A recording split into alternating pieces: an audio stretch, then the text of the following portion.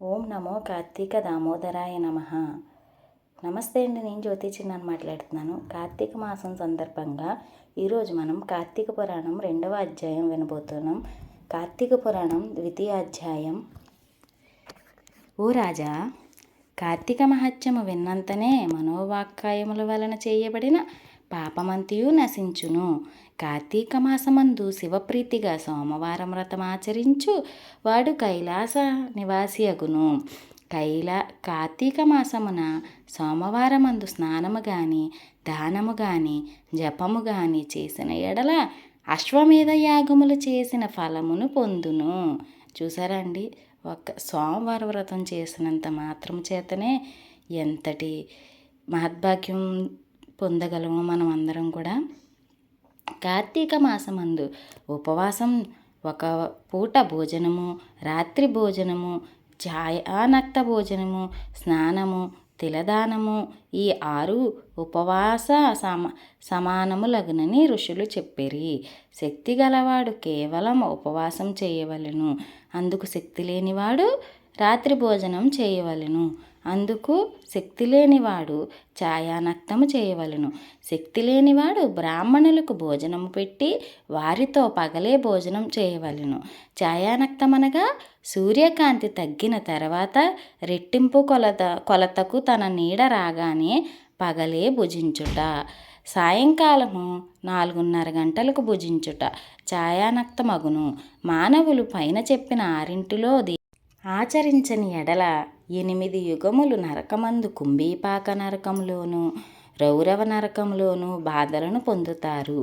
కార్తీక సోమవారమందు విధవ యథావిధిగా ఉపవాసం చేసి శివుణ్ణి పూజించినట్లయినా శివలోకమును పొందును. స్త్రీలు గాని పురుషులు గాని ఎవరు కార్తీక సోమవారమందు నక్షత్రములను చూచి రాత్రి భోజనం చెయ్యుదురో వారి పాతకములు అగ్నియంద ఉంచబడిన దూదివలే నశించును.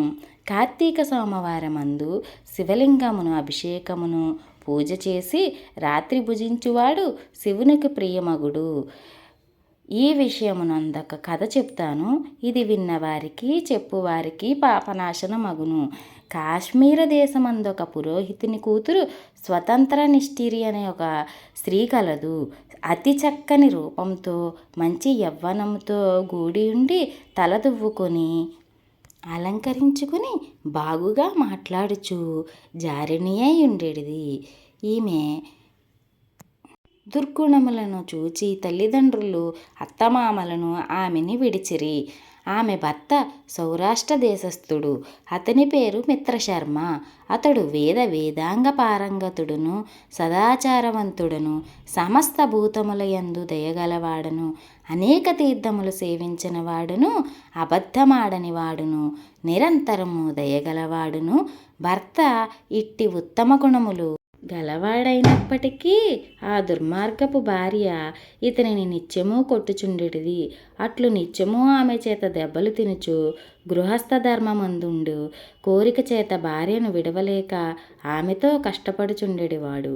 ఋగ్వేదము, యజుర్వేదము, సామవేదము, అథర్వణ వేదము, అంగమూలనగా శిక్ష, వ్యాకరణము, ఛందస్సు, నిరుక్తము, జ్యోతిష్యము, కల్పము వీటిని సంపూర్ణముగా చదివినవాడు వేదాంగ పారంగుడు.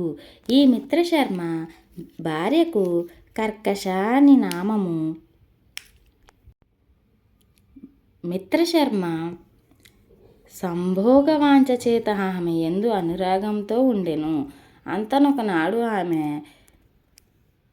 రంకుమొగుడు ద్రవ్యములను, నగలను, వస్త్రములను తృప్తిగా ఇచ్చి నిరంతరము నీ భర్త వల్ల భంగము కలుగుచున్నది గాన నీ భర్తను చంపుము అని చెప్పగా ఆమె సమ్మతించి రాత్రి భర్త నిద్రించగానే తాను లేచి పెద్ద రాతిని తెచ్చి భర్త శిరస్సును కొట్టెను. ఆ దెబ్బతో అతడు మృతి నొందెను. తరువాత కర్కశ స్వయముగా తన భర్త శవము వీపు మీద వేసుకుని తీసుకుని పోయి పాడునూతిలో పడవేసెను. ఇట్లు భర్తను చంపి తరుణులను, పరస్త్రీ సంగమాభిలాషులను, కామశాస్త్ర ప్రవీణులను, వర్ణసంకర కారకులను, ఆయన అనేక జాతి పురుషులతో ఆలింగన చుంబనాదులతో నిత్యము సంభోగము చేయుచుండెడిది. ఇంతేకాదు భర్తయందు అనురాగముతో కూడి ఉన్న భార్యలను దుర్బోధల చేత ఇతరులతో సంభోగం చేయించుతూ ఏకపత్ని వ్రత పారాయణలను భంగపరిచిన వారితో సంభోగించుచు నిత్యము పరనింద చేయుచు పరద్వేషము కలదై దేవతాద్వేషి అయ్యుండెను.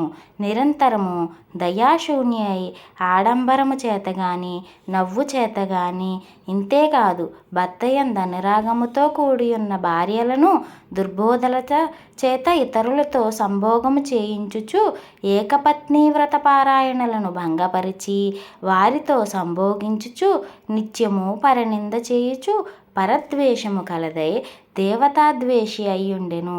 నిరంతరము దయాశూన్య అయి ఆడంబరము చేతగాని నవ్వు చేతగాని కపటము చేతగాని విష్ణుపాదార విందమును ధ్యానించలేదు, హరికథను వినలేదు. ఇట్లుండగా ఆమెకు యవ్వనము పోయి ముసలితనము వచ్చినది. తరువాత వ్రణవ్యాధి కలిగినది. ఆ కురుపునకు పురుగులు జనించి తరువాత దుర్గంధముతో కూడినది అయ్యెను. తరువాత జారులందరూ రూపవంతులు మదియుక్తులై వచ్చి చూచి విగతాశులై వేశ్య వ్రణవ్యా ఇంటికి వచ్చుట మానివేసిరి. తరువాత పాపాధిక్యము చేత చాలా బాధనుంది ఆ వ్రణవ్యాధితోడనే మృతి నొందెను. తరువాత భయంకరములైన యమదూతలు వచ్చి ఆ కర్కశను పాశముల చేత కట్టి తీసుకుని పోయి యమునికి అప్పగించిరి. యముడు దానిని చూచి కోపము చేత కళ్ళెర్ర చేసి దీనిని భయంకరమగు ముళ్లతో గూడి ఇనుముతో చేయబడిన స్తంభమును కాల్చి మండుచుండగా ఆలింగనము చేయించుడని కఠినమైన శిక్షను విధించెను. యముని ఆజ్ఞ మీద భటులు ఆ కర్కశను చేసిన పాపములను చెప్పుచు ఆ వేడి స్తంభమును కౌగులింపచేసిరి. ఆమె పాదములు రెండూ పట్టుకుని గిరగిరా త్రిప్పి రాతి మీద కొట్టిరి. రక్తము కాచి త్రాగించిరి. సీసమును కాచి రెండు చెవుల్లోనూ పోసిరి. యమకింకరులు యమ చిత్రగుప్తాజ్ఞలచే అనేక నరక బాధలకు గురిచేసిరి. ఆ కర్కశ తన పితృపితామహులతోనూ తన బాంధవులతోనూ తనకు పూర్వము 10 తరముల తర్వాత 10 తరముల వారితో ఘోరమైన నరకములందు మహాబాధలు పొంది తరువాత భూమియందు జన్మించెను. భూమియందు 15 మార్లు కుక్కగా జన్మించినది. అందులో 15వ జన్మ కళింగ దేశమందు బ్రాహ్మణుని ఇంటి వద్ద కుక్కగా పుట్టి ఇంటింటికి తిరుగుచుండెను. ఇట్లుండగా ఒకప్పుడు ఆ బ్రాహ్మణుడు కార్తీక మాసమందు సోమవారం దినంబున నక్షత్రమండలమును చూచి గృహమునకు పోయి దేవ నివేదన చేసిన పిమ్మట బలిదానము కొరకు బయటకు వచ్చి భూమి మీద బలిని ఉంచి కాళ్ళు కడుగుకొని ఆచనము చేసి తిరిగి ఇంటిలోనికి వెళ్ళెను.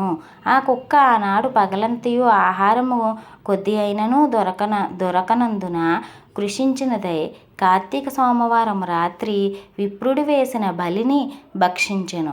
ఆ బలిభోజనము చేత కుక్కకు పూర్వజన్మ వృత్తాంతము స్మృతి కలిగినది. బ్రాహ్మణోత్తమ రక్షింపుమని పలికెను.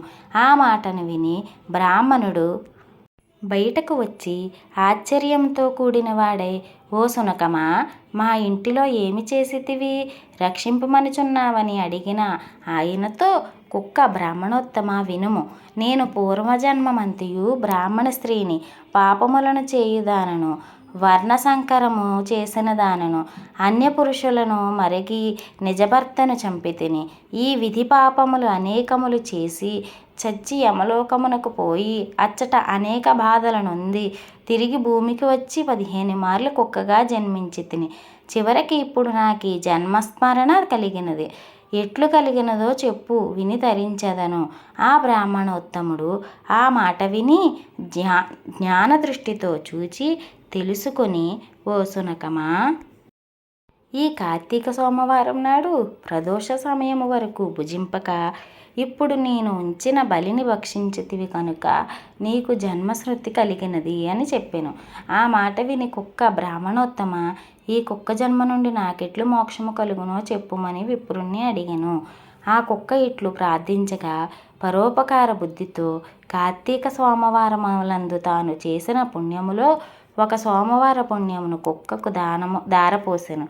బ్రాహ్మణుడు సోమవార పుణ్యములను ఇయ్యగానే కుక్క దేహము విడిచి ప్రకాశించుచున్న శరీరము గలదై ప్రకాశించడి వస్త్రములు ధరించి కైలాసము చేరుకొనెను. కార్తీక మాసమందు సోమవార వ్రతం ఆచరించదగినది. ఎవరు కార్తీక సోమవార వ్రతము చేయుదురో వారికి మోక్షము హస్తమందుండును. కాబట్టి ఓ జనక మహారాజా, పుణ్యప్రదమైన కార్తీక వ్రతమును నీవును చెయ్యుము. ఇది స్కాందపురాణే కార్తీక మహత్యే ద్వితీయాధ్యాయः సమాప్తः. ఓం నమః శివాయ. ఓం నమో కార్తీక దామోదరాయ.